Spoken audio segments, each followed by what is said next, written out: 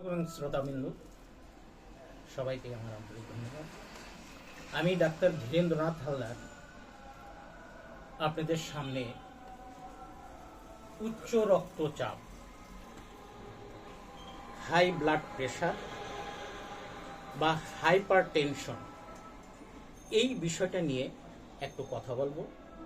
কারণ রোগী যখন আমার কাছে আসে, প্রায় রোগী আমাকে বলে, ডাক্তার সাহেব আমার প্রেশারটা একটু মাপেন।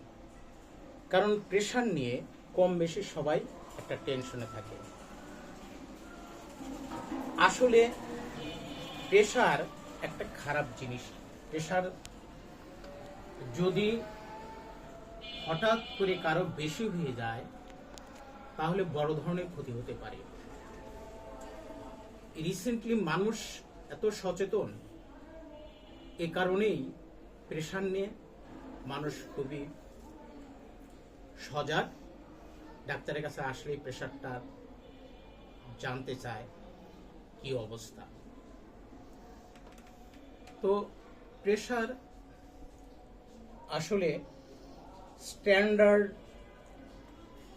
আমরা সাধারণত জানি যে 120 সিস্টোলিক, যেটা উপরে থাকে সেটাকে বলা হয় সিস্টোলিক 120 mmHg, আর যেটা নিচে থাকে সেটা 80 mmHg।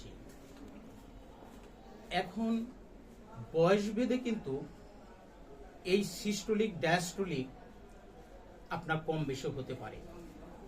এখন 50 বছর 60 বছর একজনের বয়স, সে যদি বলে যে আমার প্রেশার 130 উপরে, সিস্টোলিক ডায়াস্টোলিক দেখতেছি 90, সে যদি চিন্তা করে, এটা কিন্তু একটা অমূলক চিন্তা হবে। কারণ বয়স ভেদে আপনাকে প্রেশার কম বেশি হয়।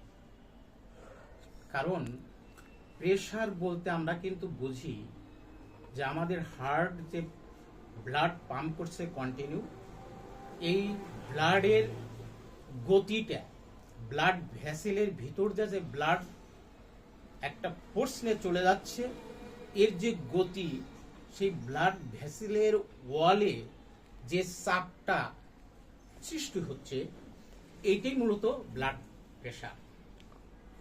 যখন বয়স বেশি হবে তার তো আপনার একটু দুর্বল থাকে ব্লাড ভেসেলগুলা, তখন তার স্বাভাবিকভাবেই প্রেশারটা আপনার ইয়াং বয়সের যে মাপ সেটা থাকবে না।